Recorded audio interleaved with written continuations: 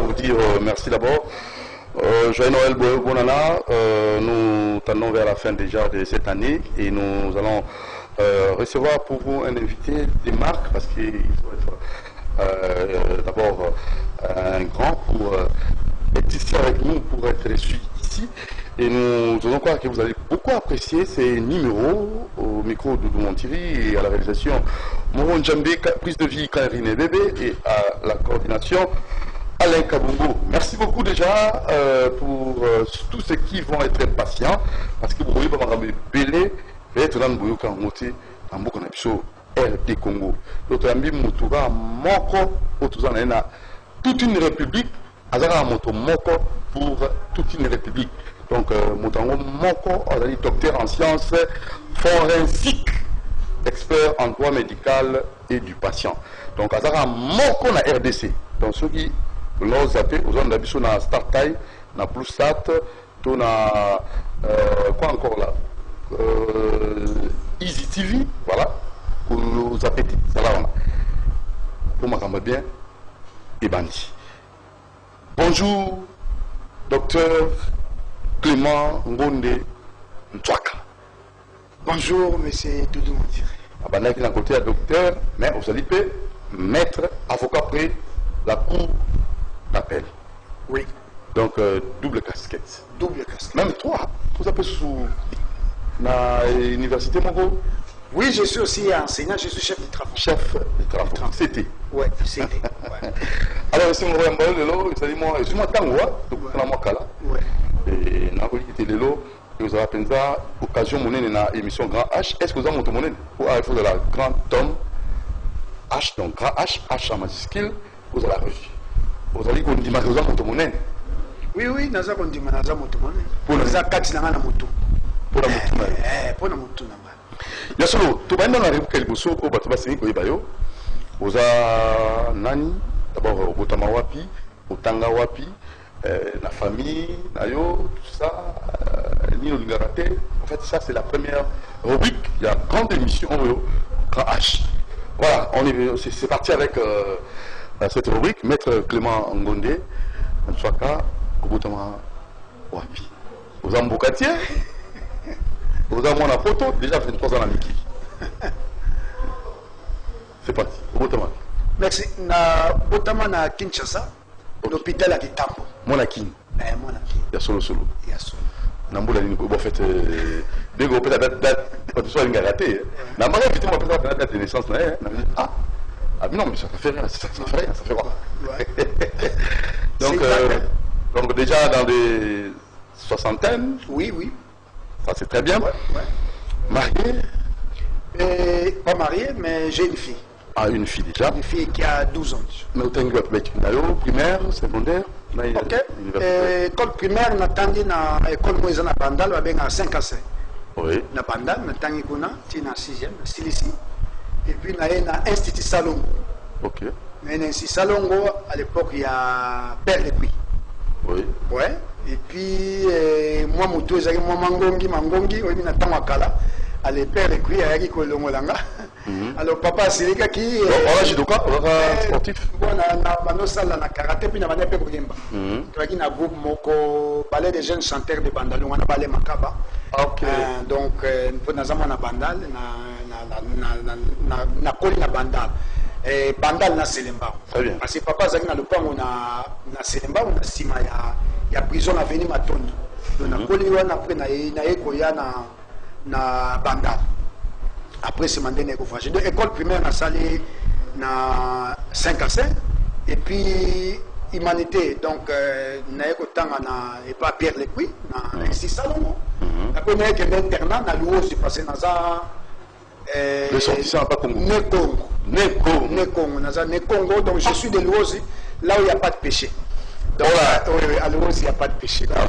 Je suis les descendants de Simon Kimba. Très bien. C'est ça. Donc, Nathan Niguna a eu diplôme d'état d'Angaï, en 87, dans l'Institut Kibunzi. Institut Kibunzi, dans on a Sissi, na Iye, Awa, na école privée parce qu'à l'époque, où il y a eu une foot à l'université de Rimbasi, na parents bari pendant na makoki à minité. On est un institut privé, à l'époque c'était ISMETA, ISETEM Lelo. Donc on a un laboratoire médical et industrie alimentaire, donc on a bandi graduat. Mais G1, G2, G3, parce qu'à l'époque c'était 4 ans.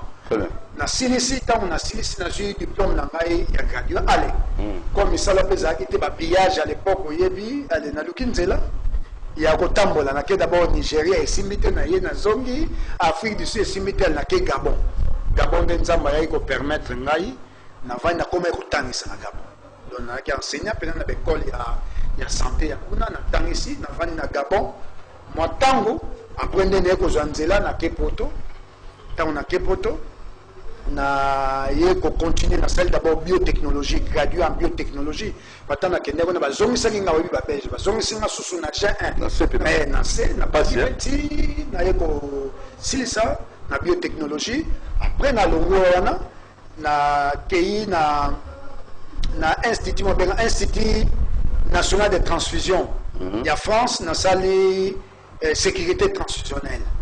Donc, les allocs dans le domaine de l'hématologie, on s'est spécialisé. Alors, on a l'université Claude Bernard, à Lyon 1. On a Lyon, en France, on a la médecine légale scientifique. Parce que la médecine légale, les a tout. Médecine légale clinique, médecine légale dermatologique, la médecine légale scientifique. La médecine légale scientifique, c'est la médecine légale où il y a des preuves opposable à tous. Donc, notre émission volontaire, des enquêtes impossibles. Donc, ça fait partie de la médecine légale. Mais la médecine légale scientifique. On a sali 3 ans. On a ici. Maintenant, on a sous la France, on a la biologie moléculaire. On a la biologie moléculaire, on a la bioformation. C'est-à-dire une formation, mais on a des diplômes universitaires. Après, on a Montpellier. Et pas dans la toxicologie. Donc, on va professeur Moussibono. On a sali toxicologie. Un grand toxicologue. Vous connaissez le directeur professeur Moussibono? Si, on a bien, Bazaba Yaya. Na komisara mingi. Na sali toxicologie médico-légale. Donc, ils ont la gaga, ceux qui m'ont accoufi. Ils sont toqués na manque, tout ça, l'expertise, tout, accoufi na nini. Pour la nini accoufi ndenge nini, puis accoufi quand? Question rapide, c'est que ça manquait. Si vous balez, si vous balez, bandoki balé, vous balez.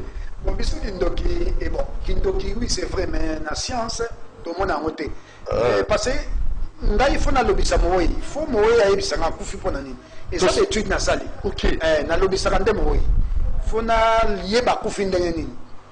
Akoufi, comment Akoufi? Pour Nani, Akoufi quand? Akoufi tant nini? Akoufi ndengeni.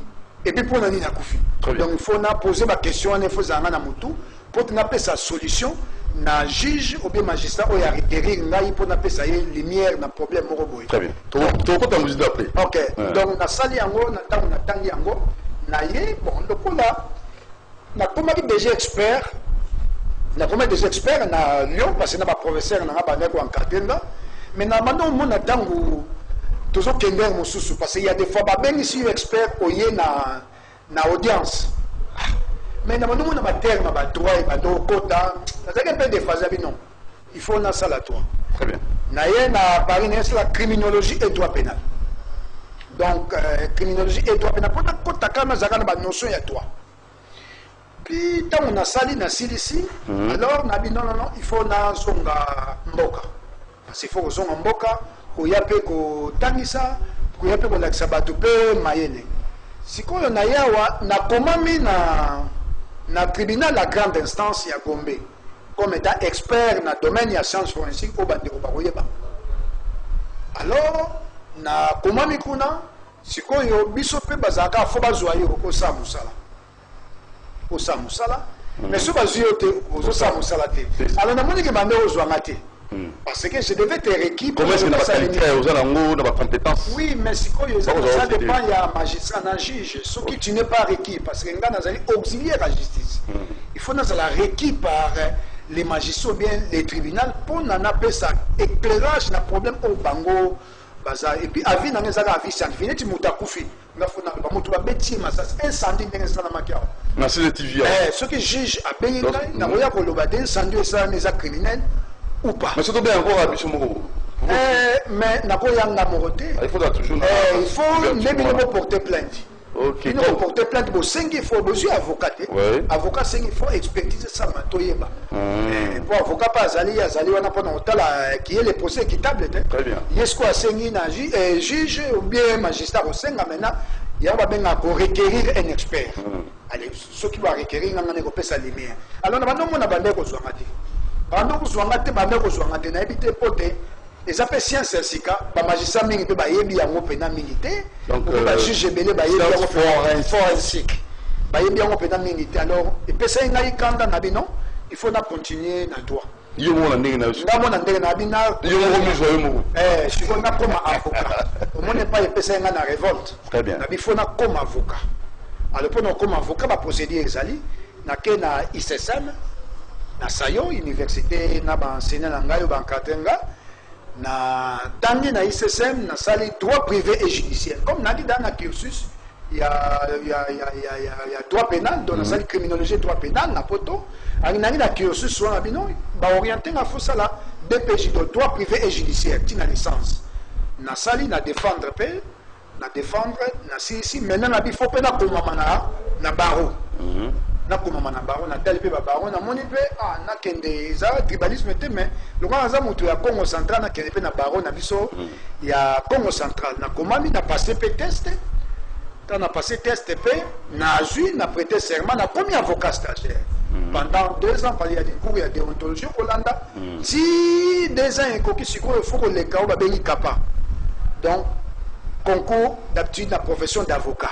Donc il faut les commencer aux unes au commis avocat ne avocat plein c'est quoi yosa avocat au komami na ordre d'avocat parce que avocat bazali na ndenge na bango pe batambolaka mibeko ezali pour na pe donc avocat yango siko na sala pe examen wana kapa na zui siko na comme avocat mais na se spécialiser kaka na domaine yanga parce que na za avocat na sala makambo ya ba conflit parcellaire ya ba divorce te ya ba héritage te o ba recouvrement ba dette te ba ni na o adapté na se spécialiser kaka na droit médical na droit des patients parce que na mone ba erreur médicale les ebele et c'est na za molobeli ya ba maladie pe molobeli pe ya ba minganga parce que monganga ba ko ko kizo ya toro. Voici à peu près ni nanga na sa cursus nanga académique na sali zitango na ye comme na komi pe ba livre belé na kisa na ko ba livre belé droit écrivain OK na komi ba livre belé donc la publication n'a publié preuves médico-légales chez les victimes d'agressions sexuelles parce que les gens na monnaie que ba te belé ba violer faut qu'il y ait de la preuve. Alors na komi pe sous entomologie médico-légale au service de la justice ndenge nini nzinzi akoki kopesa lumière na problème judiciaire alobana tozongona ndenge tokotana wala ndenge nini nzinzi akoki kopesa lumière na problème judiciaire nzinzi lokola za wana nzambe asala nzinzi akoki kobikisa yo na ndenge nini na nzinzi moninga malamu parce que ntango tokufaka donc à partir de nzinzi na koyeba pe ko dater mort koyeba moto akufi il y a combien de temps na nzinzi kaka OK donc tozali colonisé par 8 sortes ya banzinzi donc ya insectes banzinzi ba colonisé biso baza 8 tango tokufi po titango tokomaka squelette oula baza 8 tokomaka squelette entre 2 3 ans recherche approfondie OK tokomaka squelette entre 2 3 ans alors nzinzi wana ako accompagner yo accompagné titango kufi titango kokoma penza squelette moku apamba nzinzi wana accompagné alors nzinzi na nzinzi ayaka na période moko de donc c'est périodique peut-être ça vous a périodique nzinzi wana witch bayaka mbala moko te nzinzi na nzinzi ya liboso eza bakombo eza bakombo poka na me bafiche te banini so relaxation pe banzinzi yango ya liboso babengango badictere banzinzi moko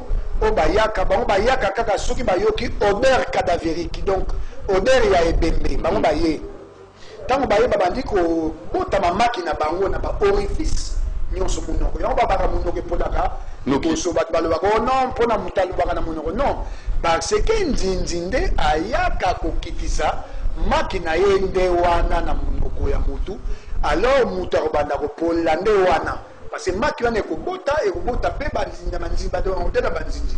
Alors tant ezali soki ngai babengi ngai na justice toni toyeba moto akufi ya combien de temps nakoya komona banzinzi bazana na koso bango na même na laboratoire nakoya koloba ke moto akufi ya 1 mois moto akufi ya 6 mois parce que monganga ya zaka na mikolo mibale parce qu'il y a la température il y a la rigidité cadavérique ou l'idivité cadavérique.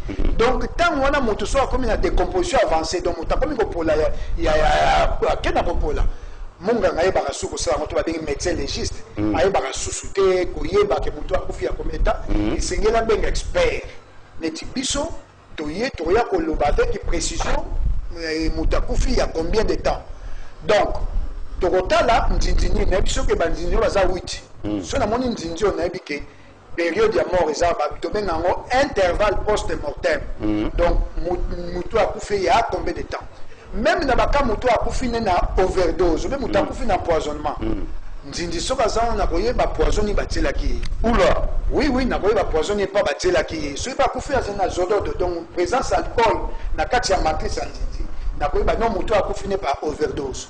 Donc, ils allaient à la classe où on a attendu. Ndindi Aliboso. Ndindi Balé à Koya. Babé ngamoka tokomi na décomposition babé na fermentation caséique donc sur le comme kobi manette na bioko tumba lelo obomi même nyamawa lelo ko leka lobi ko leka mona 4-5 jours so paso leka sur le comme makasi pour voir des fermentation caséique après tokomi na fermentation ammoniacale ils ont ni ammoniaque ils ont gaz gaz on est même sur que la toilette na force qui sont cotisés au courato kokufa gaz on est cotisé sur kokufa ya on ba tiaka parce que gaz ils ont bombe ya on ba tiaka sorti on a les sinon te bombe ko betama donc mutu po mona air mo na kati ma beta a banza na kati ya il y a cercueil donc ça on a fermentation ammoniacale donc les gaz là ils peut ça éclosion pour muta panzani pas tout panzanaka biso il y a des fois tout ça là na exhumation encore ba ko exhumer ko ba bisi biso à partir après na ko pe ko déterminer be ADN muta kufi oyo azana famille ni azanda ni malgré tout ça la banque de données ta biso on est na voler tout le monde en pesima donc nzinga kana tangu na ezali 8 oui, Nzinzo, moto tout ça c'est 6e na 7e dit. Tu n'as cercueil oui, 8e ayaka kolongo la ba débris nyonso. 7e ayaka quand le cadavre est complètement desséché. Donc et le reçu ezate yaye. On a qu'à cercueil. Na ka cercueil ayaka. Oui, ayaka na sali expérience na ba minganga pa na tani saka ba minganga. Donc un fois na cercueil beaucoup d'indinga on a. Na tani saka ba minganga. Oh, comme moi. Na tani saka ba médecin légiste avec général Chomba. Qui est le seul médecin légiste dans la République démocratique du Congo, Général Chomba. Nathan Saran école na salle za ko encadrer ba minga ngapa ba médecin na compétence médico-judiciaire pour na ko sala autopsie. Alors na sali na ba expérience na Congo central to kendaki parce que mutu apola kandenge moko na ngulu. Mutu apola kandenge moko na ngulu.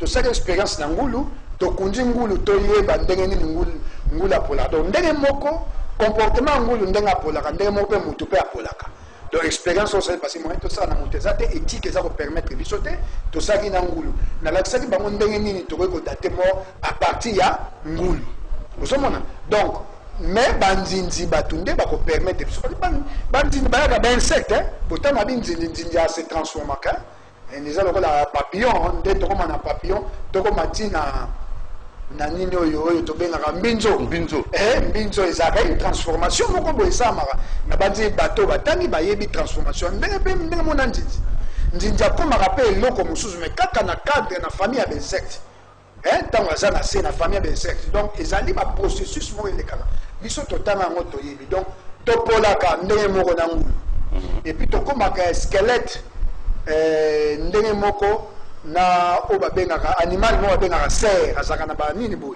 ozomona donc mundela tangi bapesi bango ntango ya mambongo mpona kosala bareche batangi mpe bakomi na baconclusion biso mpe tozwi mayele kuna yango sikoyo toyaki awa nde mpo topesa ozali kosala mosala oyo est ce que sikoyo ndenge mokomi avocat après la cour d'appel na domaine oyo ya science forensique ozomona mpenza bato bazali kobakisama tozalaka tout ça la carence dans beaucoup d'habitudes. toza na carence makasi mpo bato bayebi nanango te bato baza olobela mingi justice côté là on a encore la pega malgré mon oui na formé déjà na matadi comme ça na yeda yoba ni no mona na formé na matadi parce que na Kinshasa na pesa moi so on ka mutu parce on est jamais na matadi na formé 5 experts baza 7 na procureur de la République il y a matadi donc parquet de grande instance il y a matadi na bi procureur de la République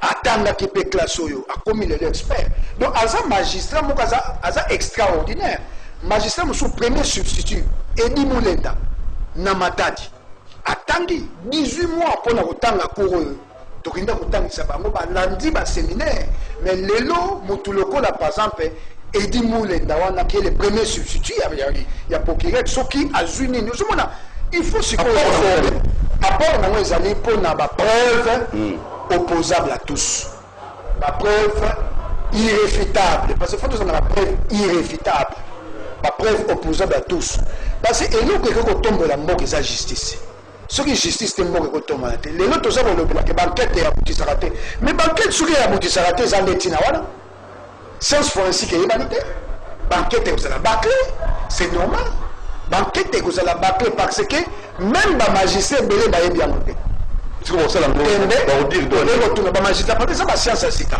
en faut remonter faut na ba monter si faut baser la formation continue donc l'état asa obligé tu as moyen la formation na bango mais malgré tout ça biso to commis na commis le ministre ici na commis le président de la République alors bien bon ba répondre ngate et ba mikande za kuna na commis même na tia laboratoire wana police na police scientifique laboratoire ni nous chakuna laboratoire il y a entomologie forensique donc oyeba crime à partir ndindi et puis que ça le département il y a biologie na police scientifique parce que police scientifique on a police technique et scientifique na ndolo wana o mona bala tarapembe police est là tarapembe on a sur les cambozali baye o bala tarapembe basali police scientifique pas na mona basali ezali nde na ebisi opote ezali ya kitoko ba français bayaki ko appuyer mboka na biso na 2009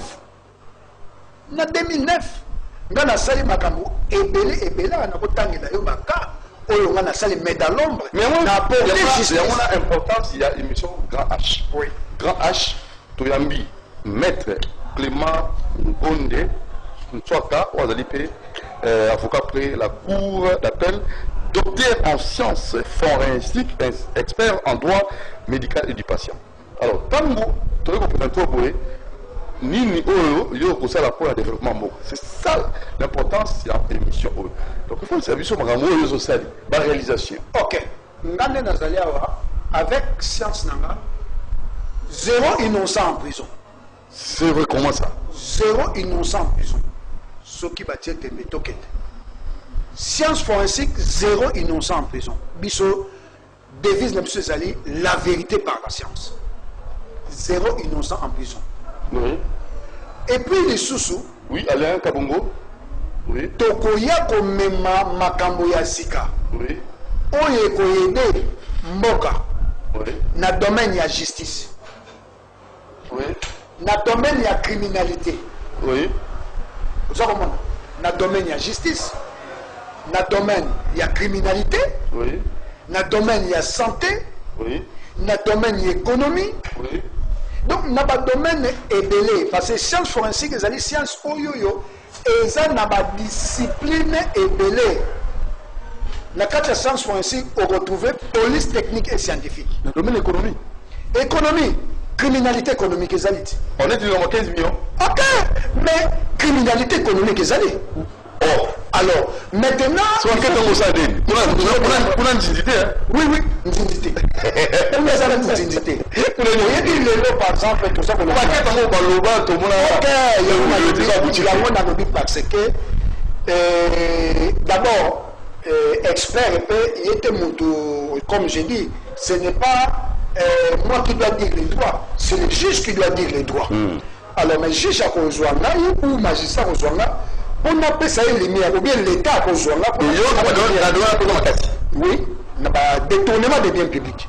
Oh, Donc là, calé partout. Calé. Parce que mon science forensique a ça calé partout. Donc Parce que na sala encore au Babengi, criminalité économique, crime organisé, criminalité économique, dans les détournements de fonds. Il faut que former Batou pour na Batou na bazalande ou Bakou que ça n'est pas garde fou. Batou na fou bazalande. Est-ce qu'on a beaucoup la biseau? N'a pas donné le tour de Banaïda aussi Mbappé Kolo parce que les détournements de temps au Sabani ils ont fait pire. Qu'est-ce que ça Mais bien sûr. Mais il y a ce qu'on a science d'ailleurs. Dis-moi la vérité. Vous avez la vérité. Oui. Expert en sciences forensiques, Naza Ngaïmoko. Mais expert c'est que dans le domaine où on a baïké parce que ça la monsala basalité. Basalité. Parce que danger est tous à d'ailleurs, tous à vivre danger est danger est d'abord, la preuve irréfutable opposable à tous, et athées, ou ils ont même la destruction, il y a tissu social. Danger, il y a manque, il y a science, il y a même destruction, il y a tissu social. Or, ce tissu social est détruit, conséquence de la pauvreté. Et la pauvreté entraîne la criminalité. Et la criminalité, c'est l'ennemi du développement. Même si on va appeler les papes pour venir diriger le pays, mais aussi longtemps, le tissu social est déchiré. Donc, c'est-à-dire que pauvreté, vous allez à caca. Mais il faut que la lutte contre la pauvreté, comment est-ce qu'on fait la lutte contre la pauvreté? On peut lancer des slogans, lutte contre la pauvreté, mais il y a des préalables. Le président parlait de lutte contre la corruption. Oui, la corruption. Lutte contre la corruption. Parce que la corruption, c'est ce bon mamboka. Mbongo mona moto ya zo sala na ba régie financière moto wana za ko tonga ba immeuble mais baza même ko inquiéter. Mais c'est vrai qu'il faut que ba paix na droit civil par le moto za ce qu'on appelle la présomption d'innocence. Il faut qu'on mette un élément de la preuve pour charger la personne. D'où biso to sala na charge ou décharge. Alors quand vous chargez quelqu'un exactement le moutayibi même 15 millions de c'est vrai, mais il y avait des experts qui ont travaillé, qui ont eu la conclusion, qui ont démantelé, parce que dans la science forensique, on utilise ce qu'on appelle la criminalistique. Ça veut dire quoi? La criminalistique, ce sont des techniques utilisées par la justice et la police pour démanteler l'auteur d'un crime. Ils ont couru ça G3, mais ça d'une manière superficielle. On a le même dans le domaine d'enseignement, il faut que les experts fassent parce que ceux qui sont des magistrats malam, tous les avocats malam, tous les juristes malam, il faut que ça des experts. Mais est-ce que dans le moment comme ça, il va être courant? Et ça, oui, oui. Expert, parce que il faut réformer. Donc, le mois qui va revoir un peu. Il faut revoir parce que de façon générale aussi. D'une manière générale. La vitesse. Oui, oui. Ça, les Kourouana, les aveux. Ils ont preuve comme les aveux. Or, les aveux sont détrônés par la preuve depuis 1980. Mais il y a des enseignants qui ont fait ça Kourouana. Kourouana va faire ça en Ondengani. Na faculté à droit, tous soit iniquine, tous soit pas une appel ça à toi. Nani va faire ça Kourouana. Moi, je vais faire ça la criminologie. Non, la criminologie est différente de la criminalistique. La criminologie est différente des sciences forensiques. Parce que la criminologie fait partie de la science forensique. Maintenant, on est dans la science forensique. Et ça, les experts. À quel temps possible? C'est ça les sciences forensiques. Là, c'est vous que je reçois. Ok. Là, maintenant, la carte est espace et chaîne Awa, même une fois par semaine, même pour 1 heure du temps, ils ont malade mingi. Il y a des bébés qui ont été sponsor, pour tout le belaka science pour parce que la science moko ezali na le bien, c'est le chemin obligé pour atteindre un développement. Parce que ça, le code de l'eau préparer l'omelette ou sacrifier les œufs. On ne peut pas préparer les omelettes sans pourtant sacrifier les œufs. Donc, justice et amis, avocat, magistrat, juge qui doit dire les droits à prophète. Ça va charlatan. C'est vraiment pour les policiers. Il faut la pauvreté, les policiers, Mais il y a un lobby que la pauvreté, parce que, attention, il y a la pauvreté mentale, ça.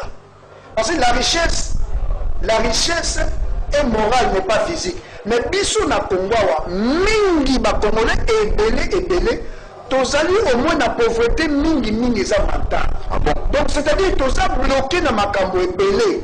Au moins mutu na pesa exemple, mutu so abike awa ekosimba soutien. Na fona kendika na poto, na pesa exemple. Fona kendika na poto. Ah, ndana fona kendika na poto. Mona un licencié assis, mais ça les aides fona kendika na poto. Le coup là ça bloqué on va faire kendika na poto. Aussi longtemps on sala à redévelopper. Parce que esprit na yé et kendika na poto. Peut-être toi ne pendant à quelque de réussir. Mais ce qui vous a un objectif, c'est vrai qu'il y a une condition à parce que les lots n'a pas si. Mais la condition c'est que ça a quelque chose. Parce que c'est un défi. Mais dans le bien que ceux qui balinent il faut science fonds, c'est la justice. Parce que la justice la nation. Et puis la justice, la magistrat, c'est la former. J'ai dit bien former. Mais la réforme qu'on avait demandé, vous appuyez ça, la réforme à cour constitutionnelle, ça c'est bien ça. Bon, réforme, ça la montagne, quelque chose, et ça va l'objet que même changer donc ça moi changement pour que c'est là pour ça en sorte que l'eau quoi des temps ndenge ba changer la constitution mon article boyer sengeli changer comme boyer donc ba adapter la loi par rapport à l'évolution de la société. Mais pour ce qui vous concerne, ouais. Il faut que l'État associe associé discipline science forensique na makambo etali justice na biso. Tout à fait. Parce que ça, la science forensique, aujourd'hui, sautel na poto. Na pas ça. Na poto au monde, crime salami par exemple, na herbe, na 10 heures, na 12 heures, bazar, j'ai un profil ya mutu. Est-ce que c'est un magicien? Ils appliquent la science forensique. Mais on a mutu à ça les crimes na 10 heures. Tout le monde a mutu. Ok. Question. Oui. Oui. Mais c'est possible. Faut mettre les moyens. Tu tiens d'abord laboratoire. Laboratoire, il y a police scientifique. Il faut combien pousser le laboratoire? Bon, dans le bac, il y a un exemple tout est militaire. Département Wana, ils ont coûté même pas 500 000 $. Même pas 500 000 $. Mais ça va sauver des vies. Ça va sauver des vies. N'a même pas 500 000 $. Ça va sauver des vies. Donc, au département, il y a biologie, il y a qui. Donc, ça la proposition, il y a banque de données. Parce que c'est de l'identité à l'identification. Le ministère, il y a intérieur. Voici encore une interprétation. On a combien qui il y a passé à partir de Belgique. Et il y a parce que à partir de Belgique,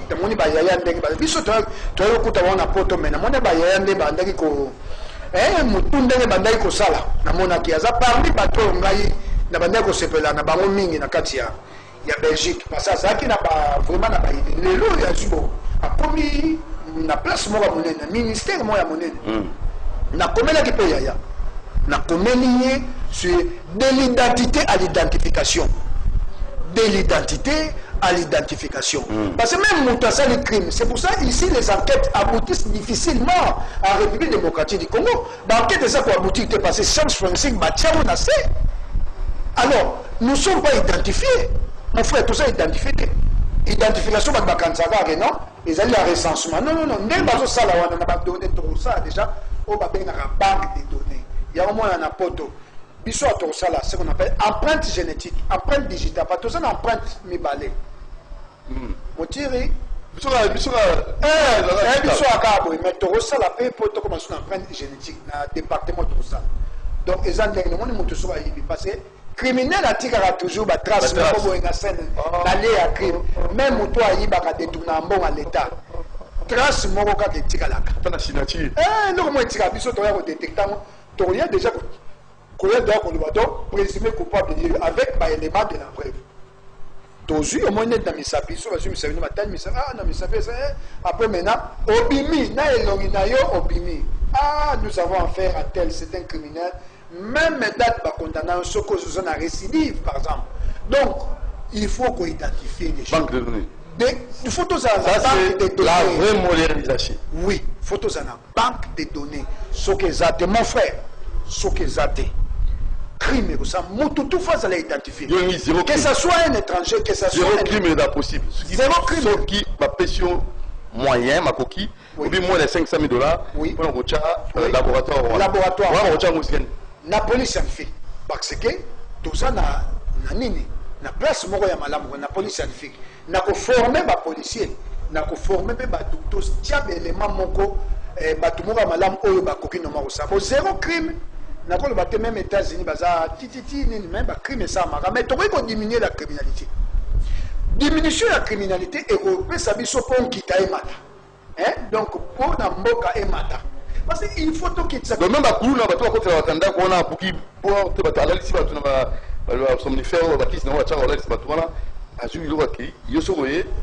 alors mais na siko yonga na bino sécurité c'est là au mususu parce que wana so sécurité c'est là au mususu mais sécurité oye pour ye bana na sala kyango OK oye ba pe si biso ce que to yaka déjà crime salami mais il a déjà au bazali pour na ko éviter que crime salama to ma ba ga ça mo crime salami ko ba nani yibi yo oye ba na yibi gana oye ba nani yibi ayibi quand ayibi comment wana za bani na yaka tan na ye moto ayibi c'est pas bien moi il faut ça non te oui to ça na ba bloc ebele to ça moi ba bloc ebele pe na comprendre ka pe muke na police scientifique na pe sur exemple eloko moko baye ko boma babomi mutu oui mais faut ne pas d'abord est-ce que eza tire de loin à bout portant ou à bout touchant donc babeti masasi na musika na koye ba wana benga balistique lésionnelle ils allaient partie ya science forensique alors na science forensique to ça na balistique lésionnelle koye ba mutoyo ba beti masasi za ndenge nini projection na esa mi ndenge nini est-ce que ba beti masasi musika ba étranglé bon to ça sous na mususu to côté na domaine ya médecine légale to koye ba par exemple mort noyé ou noyé mort moto ya kufi ba bomi ba ko boake na mai ou bien akufi na mai ba benga o mort noyé ou noyé mort mort incendié ou incendié mort incendie ça mérite moto soki akufi na kato ba moto wana ba bomake te ba ko pelisa moto est-ce que mort incendié ou incendié mort brûlé ou brûlé mort to moni mutaza ko zika moto l'incendie ça mi faut to ba na moto wana ba bomake avant ou bien akufi nde na moto donc il y a des techniques neti wana toko sala o babengaka toko prélever ye poto ye ba sur présence ya monoxyde de carbone ezali gaz oyo motu ebimaka na nini ba benga na fumée on ndako tango to zika fumée zo bimata mutako kufa pa na moto mais mutako kufa na suffocation donc mutona ako inhaler ba gaz wana omona akokufa par suffocation donc faut tomona présence ya gaz wana neti mutu so akufi na mai faut tomona présence ya mai kati ya mutu wana toyebi ke akufi mpena na noyade ainale mai amela mai su te parce que banzoto biloko nyonso nzoto eza su te moye mai ekota eza te mais maintenant na mutu akufi par exemple na mai faut toyeba peske akufeli na mai wana epa toyekuta ye obe mai mosusu wana tokofungula tokozwa mai oyo na scène na crime tozwaki yango et puis na mai oyo tokozwa na kati ya libumu neti tosali comparaison mai oyo eza identique na mai donc mutu wana akufeli awa baka ebele mutu oyo baempoisonné donc science na ngai epa ezokende mutu oyo baempoisonné faut koyeba est-ce que baempoisonné poison wana ça date de combien tosalaki ka moko boye bato mpo kaka babimi mutu wana azongi na ndako azalaki misato mutu wana azongi na ndako ntango azongi na ndako pasi bani kosanza kuna na hôpital babia poison bakangi bato batambolaki na ye est-ce que bato wana baza na baprison innocent faut koluka siko baélément de la preuve koyeba ke soki bango bato baza baempoisonné tout tokodate poison à partir ya cheve po suki oyo parce que suki oyo ebotamaka 1 cm chaque mois mais toyebaka te na kati ya morgue tokolongola suki tokotia mpona koyeba soki poison esali combien de temps soki poison esali par exemple 3 mois bato wana bakoinnocente bango parce que exact donc la mort donc le poison est retardé c'est un poison retardé suki relaxa poison poison wana ça fait combien de temps suki oui c'est biso tobenga ngo délai d'exposition de la toxicité. Docteur Yebaki Soukioyo, Ndele Toza Angwawa, poison et sali, déjà, moins bonné. Donc, science Oyo, Ezako Souma Makambo, et Belé, Batou et Bazako Sana Banquette. Même dans la criminalité, les autres ont une cybercriminalité. Batou est bien noté, cybercriminalité, vol via l'informatique, Bazako Yiba na Simaïa informatique. Détournement, mais c'est informatisé. Est-ce que tu as des experts en cybercriminalité? Non, même pas. Il faut former. Il faut former. Et vous pouvez le former? Oui, oui, je peux le former parce que j'ai fait ça.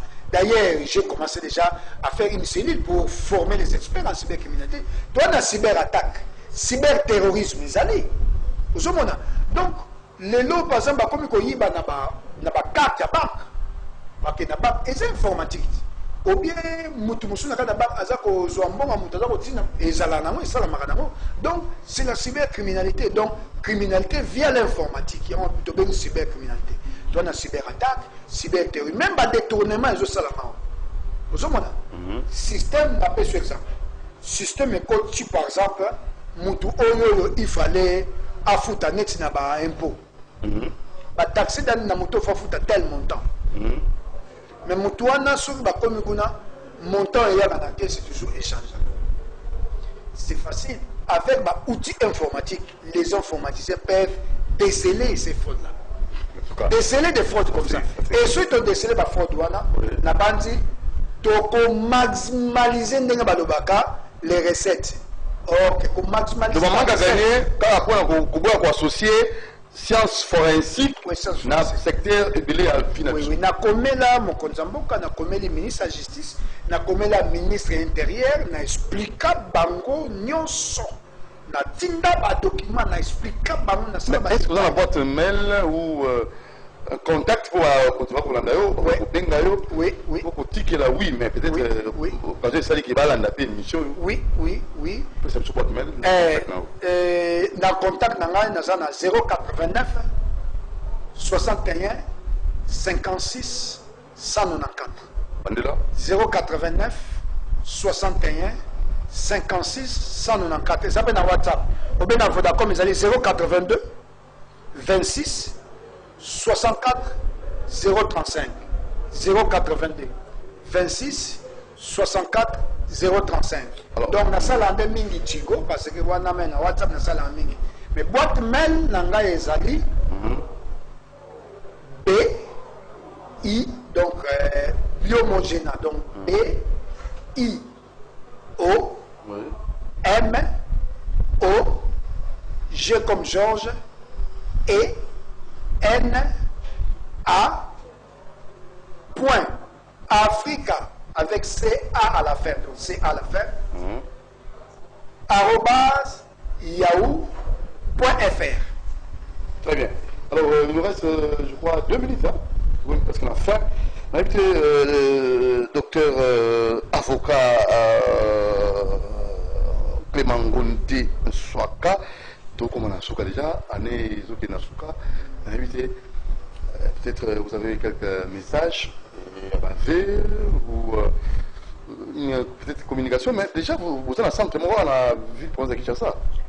Oui, bon, Nazaki, na centre, c'est vrai, mais comme Naza avocat, donc Naza avocat, un avocat est profession libérale, mais tous na centre peut ça expertise.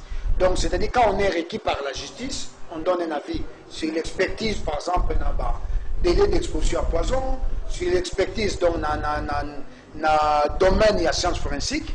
Donc centre Ezali, ou Ezali auto ça dans domaine il y a expertise. Mais sinon, je suis avocat. Dans le domaine où il y a sciences forensiques, où il y a médical, erreur médicale, tout ce qui est pas mort d'homme. Non, tu peux pas beaucoup faire un hôpital. Si, erreur médicale, d'ailleurs, parce que droit médical, c'est les droits où ils ont fait sa sanction. Na monganga, ce monganga, ça dit. Peut-être ton amabé. Vous avez avocat. Oui, oui, vous serez comme avocat. Il faut qu'on mette l'élément de la preuve parce que ils ont des patients. Il faut dédommager famille. Ok. Ils ont des patients de akolakisa. Il faut lakisa que monganga na sali mabe. Pour condamner à monganga, il faut que lakisa sali mabe. Alors il faut pas preuve ça là. biso tokomema bapreuve kolakisa munganga asali mabe mpe munganga azalaki na ye dans les bons. Donc baexpertise wana esalamaka yango na droit médical parce que komema même na indemnisation mpona koindemniser la personne une fois l'erreur là est constatée. C'est ça, ou faute médicale. Alors de fait, parce que vous n'avez pas. Oui, oui. Bon, nako pesa d'abord. Merci Nanzambe. On a battu biso, pendant année mobimba tokomi na suka pe a komisa biso tina suka. Nzambe wana esengela zo le kumu et puis apesa biso toujours boanya. Et surtout apesa kimia na kati na mboka parce que eloko elebi kimia ezate. Donc vraiment eloko naza osenga Nzambe a accompagner ce pays ici la République démocratique du Congo. Bao baza na bopito, bao baza na passe na est, baza okufa na est. Donc vraiment ngai na kosenga ane koya biloko wana ezasuki Nzambe akota parce que tolobi eliki ezaka na Nzambe, eliki ezaka mutu te. Mais c'est vrai Nzambe asala kati na mutu. Esengeli batu Nzamba kota kati na ba dirigeant na biso pote ba yoka biso ba yoka population pote ko yoka population pote bo sala malamu parce que pas ces alliés donc nga penza yango naza ko senga donc eloko ko senga parce que santé et ou tarape na paix ce qui pèse na santé aux athées donc na tombeli batu nyonso en tout cas bonne année malamu et année ko yezala mula sika mutu na secteur oyo azali asala malamu donc eloko nga na tombeli kaka bato yango wana kobanda na mokonzi ya mboka ti na peuple oyo asuka na oyo aza na pasi na bao baza na prison Nzambe ayokela bango mawa apesa bango mpe bwanya.